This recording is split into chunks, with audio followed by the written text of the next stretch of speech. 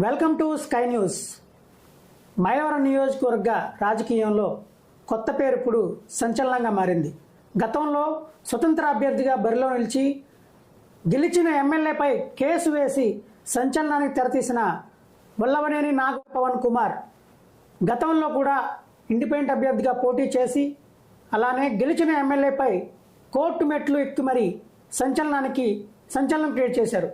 అయితే ఇప్పుడు కూడా మళ్ళీ మైలవరం నియోజకవర్గ అసెంబ్లీ అభ్యర్థిగా ఇండిపెండెంట్ అభ్యర్థిగా బరిలో నిలిచారు. ఎమ్మెల్యే వసంత వెంకట కృష్ణ ప్రసాద్ ఆయన నామినేషన్ చెల్లదని అలానే ఆయన నామినేషన్ తిరస్కరించాలంటూ మీడియాలో నిలిచారు.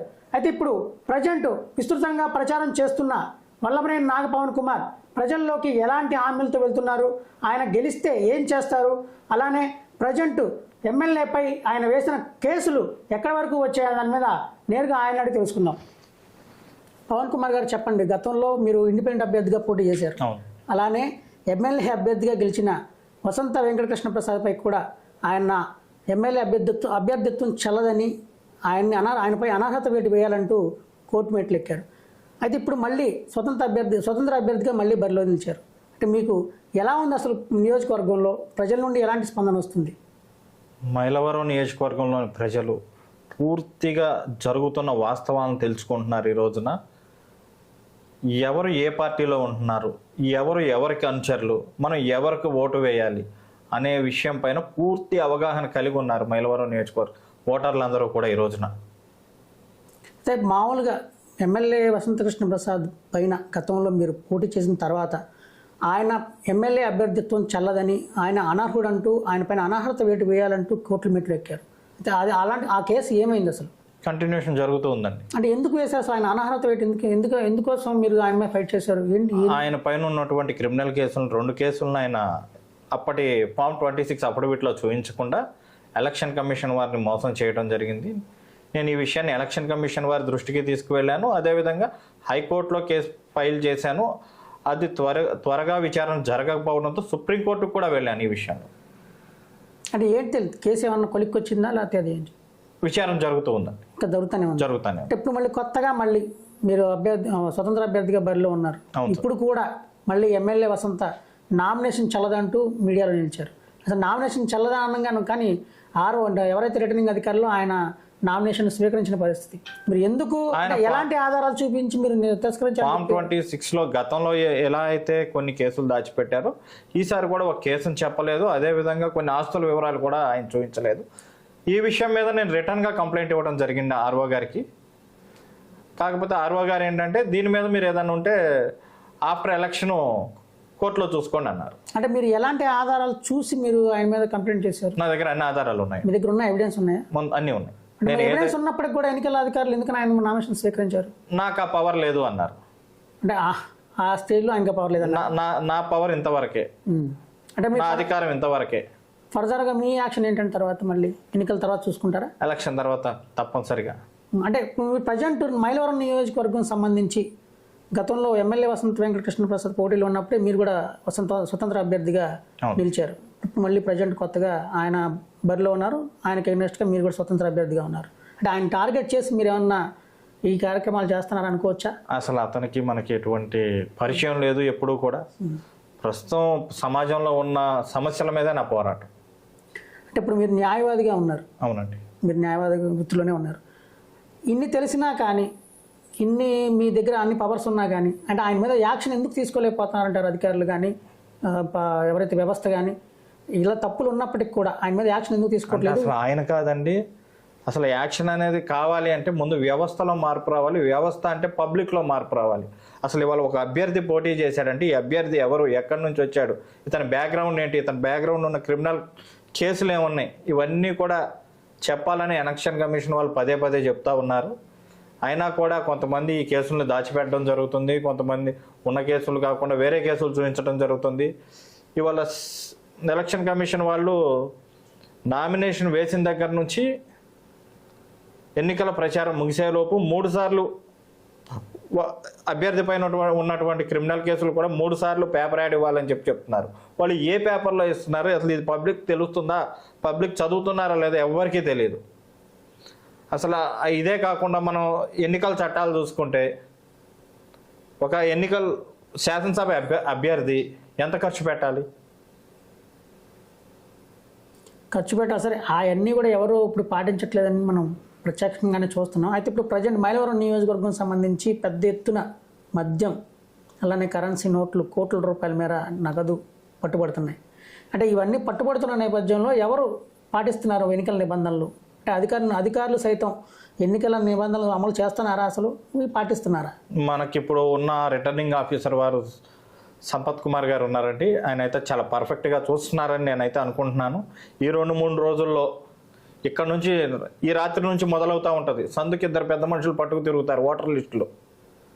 ఎన్నికల ప్రచారం ఆపేసినాక ఓటర్ లిస్టులు పట్టుకుని తిరగాల్సిన అవసరం ఎవరికి కూడా లేదండి. సందుకి 2-3 పెద్ద మనుషులు తయారవుతారు ఈ రాత్రి నుంచి మొదలు పెడితే. ఆటోమేటిక్గా మీ అందరికీ తెలిసే ఉంటుంది, రాత్రి నుండే మొదలైంది. మరి మన ఎన్నికల అధికారులు ఎంత మేరకు ఎన్నికల చట్టాలని పర్ఫెక్ట్గా పాటిస్తున్నారు అనేది ఈ 2-3 రోజుల్లో తేలిపోతుంది.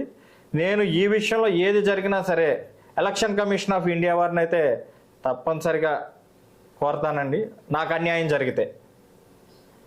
ఇప్పుడు మామూలుగా మీకు జనసేన పార్టీ మైలవరం నియోజకవర్గంలో పోటీ లేకపోవడం వల్ల మీకు గాజు గ్లాసు కేటాయించడం జరిగింది. గాజు గ్లాస్ సంబంధించి మీకు ఎలాంటి రెస్పాన్స్ వస్తుంది? జనసేన అభ్యర్థి అనుకుంటున్నారా, స్వతంత్ర అభ్యర్థి? అట్లా ఏం లేదండి, స్వతంత్ర అభ్యర్థిగానే నేను చెప్పుకుంటున్నాను. నా ప్రతి పాంప్లెట్ మీరు చూసినట్లయితే నేను క్లియర్గా స్వతంత్ర అభ్యర్థి అని నేను క్లియర్గా రాసుకునే వెళ్తున్నాను. అంటే సో గాజు గ్లాస్ మీకు ఏమైనా కలిసి వచ్చే అవకాశం ఉంది? ఓట్లు అంటే కొద్దిగా అదనంగా ఏమన్నా ఓట్ బ్యాంక్ పెరిగే అవకాశం ఉందా? గాజు గ్లాస్ గుర్తు అట్లా ఏమున్నది, గుర్తుల్ని చూసి పార్టీలను చూసి ఓట్లేసే పరిస్థితులు అయితే ఇవాళ లేవు. కొంతమంది కొద్దిగా అవగాహన లేని కొంతమంది ఉంటారు, వాళ్ళందరూ కూడా గుర్తుల మీద మాక్సిమం డిపెండ్ అయ్యి. లేదు సార్, ఇవాళ మైలవరం నియోజకవర్గ ప్రజల్లో చాలా మార్పు వచ్చింది. 100% క్యాండిడేట్ ఎవరు, ఇతను ఎక్కడి నుంచి వచ్చాడు, ఏ పార్టీ, గతంలో ఇతని చరిత్ర ఏంటి, ఇవన్నీ చూసుకునే ఓటర్ ఓటేస్తాడు. అంటే మీకు ఒకవేళ ఈ 2-3 రోజుల్లో అధికారుల నిర్లక్ష్యం వలన మద్యం ఏరులై పారి నోట్ల కట్టలు వెళ్ళి ప్రలోభాలకి గురైతే చెప్పలేం, కానీ లేదంటే మాత్రం ఎన్నికల చట్టాలను పర్ఫెక్ట్గా పబ్లిక్ పాటిస్తే, అధికారులు కూడా అంతే కఠినంగా ఉంటే ఓటర్ ఎవరికి ఓటేయాలో వాళ్ళకే ఓటేస్తాడు. అంటే మామూలుగా అసలు ప్రధానంగా మీకు గతంలో ఇండిపెండెంట్ అభ్యర్థిగా పోటీ చేశారు. అవును సార్. ఆ టైంలో మీకు ఎంత ఓటింగ్ పడింది? నాకు 535 ఓట్లు వచ్చినాయండి. కాకపోతే నేను ఈ రోజును కూడా గుండెల మీద చేసుకుని చాలా గర్వంగా చెప్తాను. నేను ఎందుకు అంటే నేను ఎవరికి ₹1 ఆశ చూపించలేదు, ఎవరికి ఒక క్వార్టర్ బాటిల్ మందు పంచలేదు. నా ఎన్నికల ఆ రోజున ఇచ్చిన ఎక్స్పెండిచర్ ఈ రోజున తీసినా పర్ఫెక్ట్గా ఉంటుంది. గతంలో పంచిన వాళ్ళు ఎఫ్ఐఆర్లు ఉన్నాయి నా దగ్గర, ప్రలోభాలు పెట్టిన వాళ్ళ ఎఫ్ఐఆర్లు ఉన్నాయి, అందరి చరిత్ర ఉంది. ఈ అధికారులు ఎప్పుడైతే పర్ఫెక్ట్గా పనిచేస్తారో వ్యవస్థలో మార్పు మొదలవుతుంది. అలాగే పబ్లిక్ కూడా కాస్త మార్పు రావాలి పబ్లిక్లో కూడా. ఓటుకి నోటు అలానే మద్యానికి బానిసలై పార్టీల చుట్టూ తిరుగుతున్న నేపథ్యంలో ఇలాంటి పరిస్థితుల్లో మీరు ఇండిపెండెంట్ అభ్యర్థిగా పోటీ చేసి ఎలాంటి ఖర్చు పెట్టకుండా, ఎలాంటి ప్రలోభాలకు గురి చేయకుండా అంటే ఓట్లు ఏ విధంగా దక్కించుకోవాలనుకుంటారు? నా వంతు మార్పు కోసం ప్రయత్నం చేస్తున్నాను సార్. అంటే మీరు అధికారంలోకి వస్తే, ఒకవేళ మీరు ఎమ్మెల్యే అభ్యర్థిగా గెలిస్తే అంటే మీరు ఏం చేయబోతున్నారు నియోజకవర్గానికి? చెప్తానండి. నేనైతే ఒక హామీ పత్రం రెడీ చేశానండి. నా వలన ప్రజలకి ఎప్పుడు ఎక్కడ కూడా ట్రాఫిక్ సమస్య అనేది కలగనివ్వను. అంటే ఇప్పుడు ప్రస్తుతం ఎమ్మెల్యే అభ్యర్థికి కూడా అంత ఇదిగా ట్రాఫిక్ జామ్ 100% అవుతుందండి. అవకాశం లేదు. మీరు ప్రచారం వీడియోలు తీయండి ఎక్కడైనా. ఎమ్మెల్యేలకు అవసరం లేదు నాకు తెలిసి. ఏమండి, ఎమ్మెల్యేగా గెలిచిన తర్వాత ఎమ్మెల్యేకి ట్రాఫిక్ అంతరాయం కలిగే అవకాశం లేదు. 100%. ఇవాళ ఒక ఎమ్మెల్యే వస్తున్నాడంటే ఇతని కన్నా ముందు ఇతని అనుచరులు 100 మంది గుమ్ముగూడేసి పబ్లిక్ అందరినీ పోగు చేసి వాళ్ళ గొప్ప చూపించుకోవడం కోసం పబ్లిక్ ని ఇబ్బంది పెడుతున్నారు. అది కరెక్ట్ అని అంటారా మీరు? అది మీరు పెట్టనంటారా? 100%. ఓకే. నెక్స్ట్ ఇంకేం పెట్టారు మీరు?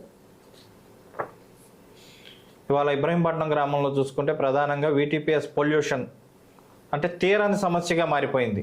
దీర్ఘకాల సమస్య అది. అవును, పూర్తిగా కాలుష్య సమస్యను అనేది తీర్చుతానండి. అదేవిధంగా CSR నిధులతో VTPS కాలుష్యం వలన చుట్టుపక్కల గ్రామాలు ఏవైతే నష్టపోతున్నాయో ఆ గ్రామాలన్నింటినీ కూడా అభివృద్ధి చేసి చూపిస్తాను. అదేవిధంగా VTPS నిర్మాణం జరిగిన రోజున వాళ్ళకు బైలా తయారు చేసి కొన్ని హామీలు ఇచ్చారండి. వాళ్ళకు సూపర్ స్పెషాలిటీ హాస్పిటల్ కడతాను, 24 గంటల సేపు వైద్యులను అందుబాటులో ఉంచుతాను, ఇవేవి కూడా వీటీపీఎస్ యాజమాన్యం ఈ రోజు వరకు పాటించలేదు. గతంలో గెలిచిన శాసనసభ్యులు కావచ్చు, సర్పంచులు కావచ్చు, ఎంపీపీలు కావచ్చు, వీళ్ళెవరూ కూడా దీని మీద ప్రయత్నం చేశారు కానీ పూర్తి స్థాయి బాధ్యత తీసుకోలేదు. నేను పూర్తి స్థాయి బాధ్యత తీసుకుంటాను. అదేవిధంగా ప్రభుత్వ శాఖల్లో ఇవాళ వీటీపీఎస్ కాంట్రాక్టులు కావచ్చు, హాస్పిటల్స్లో కావచ్చు, ఇట్లా ప్రభుత్వ శాఖల్లో పనిచేస్తున్నటువంటి ఉద్యోగులు ఎవరైతే ఉన్నారో వాళ్ళందరినీ కూడా పర్మనెంట్ చేయాలని చెప్పి నేను ఏ ప్రభుత్వం అధికారంలో ఉన్నా సరే నా వంతుగా 100% కృషి చేస్తాను సార్. అదేవిధంగా వీటీపీఎస్ బూడిద మీరు చూసుకుంటే మీకు తెలిసిన విషయం, ఇది ఓపెన్ అక్రమ రవాణా. ఎవరు వచ్చినా కూడా ఇది అక్రమ రవాణా కంటిన్యూషన్ చేస్తున్నారు వ్యాపారం చేస్తూ. నేను ఈ వ్యాపారంలో ఎక్కడ పాలుపంచుకోను, చేయను, ఎవరిని చేయనివ్వను. ఆ బూడిద ఏదైతే ఉందో అది నీతిగా నిజాయితీగా బతికే వాళ్ళు ఉన్నారు, లారీ ఓనర్స్ కానివ్వండి, లారీ డ్రైవర్లు కానివ్వండి, ఇక్కడ మన నియోజకవర్గంలో వారందరూ కూడా బ్రతికే విధంగా చర్యలు తీసుకుంటారు. అదేవిధంగా ప్రధానమైన సమస్యలు ఇవి. అంటే ఇది అక్రమ మైనింగ్ ఉందండి. ఇది ఏంటో బాండ్, ఇదేంటిది, ఇది బాండ్ పేపరా లేకపోతే అగ్రిమెంట్ టైప్ లో తీసుకొచ్చారు? హామీ పత్రం అండి. ఇది మైలవరం నియోజకవర్గ ప్రజలకు నేను వ్రాసి ఇస్తున్న హామీ పత్రం. అంటే ఈ హామీ పత్రం ఇప్పుడు ప్రజలు తెలియజేస్తారా? 100%. అంటే మైలవరం నియోజకవర్గం సంబంధించి ఏ ఎమ్మెల్యే అభ్యర్థి ఇవ్వని హామీ మీరు ఇస్తున్నారు? 100% ఇస్తున్నాం. పత్రం రాసి మరి రాసిస్తున్నాం. ఓకే. అదేవిధంగా నియోజకవర్గ పరిధిలో ఎక్కడైతే కొండలు చాలా ఉన్నాయి, గతంలో గెలిచిన అభ్యర్థులను చూసుకుంటే వాళ్ళు వాళ్ళ బంధువులు కలిసి తవ్వేసిన పరిస్థితులు అందరికీ తెలుసు. నేను అలా తవ్వనండి, అక్రమ మైనింగ్ చేయను, సహజ వనరులు ఏవైతే ఉన్నాయో వాటిని దోచుకుని ఎటువంటి వ్యాపారాలు చేయను. ఓకే, ఇప్పుడు ఫైనల్గా చెప్పండి, అసలు ఎమ్మెల్యే వసంత వెంకట కృష్ణప్రసాద్ సంబంధించి కేసులకు సంబంధించి మీ దగ్గర అన్ని ఆధారాలు ఉన్నాయంటున్నారు. ఉన్నాయండి. అంటే ఆ ఆధారాలకు సంబంధించి పూర్తి స్థాయిలో విచారణ జరిగిన తర్వాత ఆయన మీద అనర్హత వేటు పడే అవకాశం ఉందా? మీరు పడాలనే నేను ఫైట్ చేస్తున్నానండి. నేను సుప్రీంకోర్టు వరకు వెళ్ళాను దీనికోసమే. అంటే ఇప్పుడు ప్రజెంట్ మీరు గతంలో చేసిన 5 సంవత్సరాలకు సంబంధించి ఆయన ఎమ్మెల్యేగా ప్రస్తుతం ఆయన కాలపరిమితి కూడా అయిపోయింది. ఇప్పుడు మళ్ళీ కొత్తగా మీరు నామినేషన్ సంబంధించి వేస్తానంటున్నారు. మీకు అదేగా ఫైట్ అయ్యేది? పాతది కంటిన్యూ చేస్తాను. పాత కంటిన్యూ మన అనర్హత వేటు చేస్తారు అంతే. అంటే ఆయన ఆల్రెడీ పరిమితి అయిపోయింది కదా, ఆయన ఎమ్మెల్యే పదవి కాలం అయిపోయింది ఆయన. అవును. అంటే ఇంకా దాంట్లో తేలేదు కూడా ఉండకపోవచ్చు అనుకో. కోర్టు వారు ఏ నిర్ణయం చెప్తారో చూద్దాం సార్. అంటే ఎలా నిర్ణయం రాబోద్దాం? నేను కూడా వెయిట్ చేస్తున్నాను. ఎందుకు అంటే ఇవాళ ఒక కేసు ఫైల్ చేయాలి అంటే కోర్టుల్లో ఒక లిమిటేషన్ పీరియడ్ ఉంది. సపోజ్ ఎలక్షన్ పిటిషన్ తీసుకుందాం, ఎన్నికల ఫలితాలు తెలిసిన రోజు నుండి 45 రోజుల లోపల మనం ఎలక్షన్ పిటిషన్ ఫైల్ చేస్తేనే ఆ కేసు నెంబర్ చేస్తారు. ఇది లిమిటేషన్ చట్టం. అదేవిధంగా కోర్టుల్లో ఒక కేసు ఫైల్ చేసిన తర్వాత ఈ కేసు ఇంతకాలంలో తేలాలి అనేవి కొన్ని చట్టాలు ఉన్నాయి, కానీ అవి ఇంప్లిమెంటేషన్ లేదు ఈ రోజున. ఇవాళ 5 సంవత్సరాలు పదవీ కాలం పూర్తయిపోయినా కూడా నేను వేసిన ఎలక్షన్ పిటిషన్ తేలలేదు. నేను 5 సంవత్సరాల పాటు తిరిగాను. నేను ఒక అడ్వకేట్ని, అంటే పూర్తిగా దీని మీద నేను అవగాహన కలిగి ఉన్నాను. ఈ ఎలక్షన్ అయిపోయిన తర్వాత నేను చేసే ఫస్ట్ పని కూడా ఏంటి అంటే నేను ఈ పెయిన్ అనుభవించడం వలన టోటల్గా పబ్లిక్ అందరూ కూడా ఎంత పెయిన్ అనుభవిస్తున్నారు కోర్టుల చుట్టూ తిరిగి అనేది నాకు అవగాహన వచ్చింది. దీనివల్ల నేను స్టేట్ వైడ్గా తిరుగుతాను, ఈ విషయం మీద ప్రముఖులందరినీ సంప్రదిస్తాను, స్టేట్ వైడ్గా ఒక కమిటీ ఫామ్ చేస్తాను. ఈ లిమిటేషన్ చట్టం ఏదైతే ఫైలింగ్కి ఎలా అయితే లిమిటేషన్ చట్టం ఉందో అలానే ఒక కేసు ఫైల్ చేసిన తర్వాత ఇన్ని రోజుల్లో క్లోజ్ చేయాలనేది ఒక చట్టం ఉంది, ఇంప్లిమెంటేషన్ జరగట్లా. దీన్ని జరగడం వరకు నేను రాష్ట్రపతి గారికి అవసరమైతే కలిసి నా రిప్రజెంటేషన్ అని ఇది ఇచ్చొస్తాను, పార్లమెంట్కి కూడా తీసుకెళ్తాను ఈ విషయాన్ని.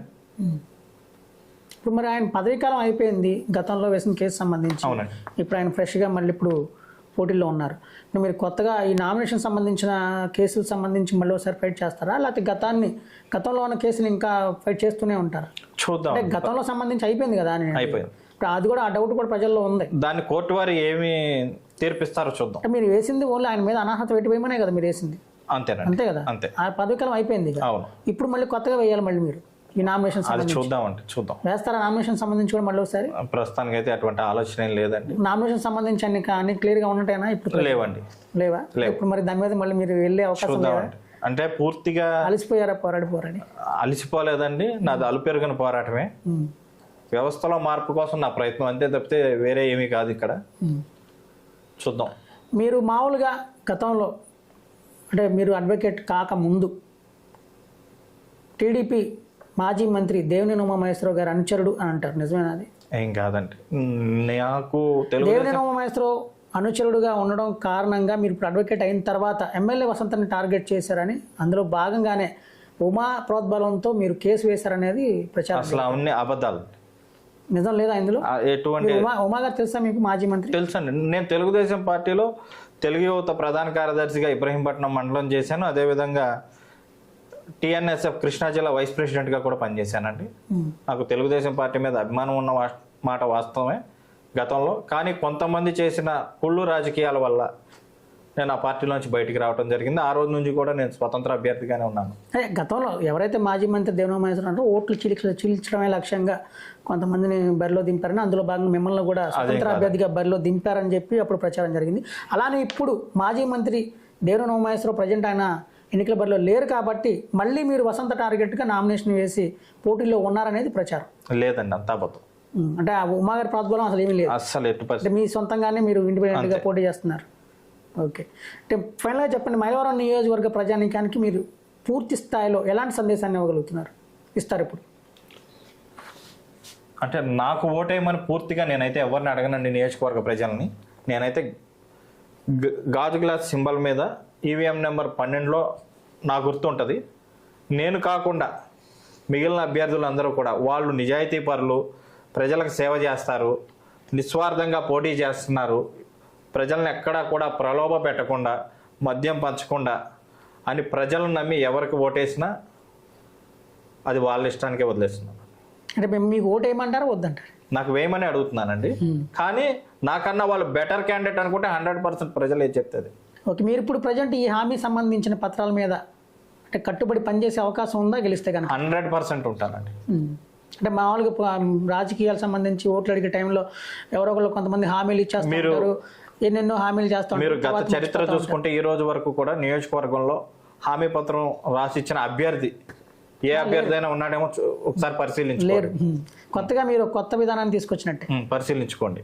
ఓకే, సరే. మొత్తంగా అయితే స్వతంత్ర అభ్యర్థిగా బరిలో ఉన్న వల్లభనేని నాగ్ పవన్ కుమార్ మళ్ళోసారి ఎమ్మెల్యే వసంతం మీద అనర్హత వేటు వేయాలంటూ వార్తల్లో నిలిచిన నేపథ్యంలో అయితే ఈ గతంలో జరిగిన 5 సంవత్సరాల కాలపరిమితి పూర్తి కావడం, అలానే ప్రజెంట్ మళ్ళీ ఇంకో ఎలిగేషన్తో ముందుకు రావడం, అసలు ఇవన్నీ తేల్తాయా లేదా అనేది పక్కన పెడితే మైలవరం నియోజకవర్గ ప్రజలకు సంబంధించి ఎవరైతే నిజాయితీగా నిస్వార్థంగా పనిచేస్తారో అలాంటి నాయకులను ఎన్నుకోవాలని, అలానే తన మీద నమ్మకం ఉంచి గెలిపిస్తే కనుక స్పష్టంగా ఉన్న హామీలు ఏవైతే తనకు ఇచ్చిన హామీ పత్రం రూపంలో అందరికీ కూడా అది పూర్తి స్థాయిలో నేను చేస్తానంటూ స్పష్టం చేస్తున్న పరిస్థితి.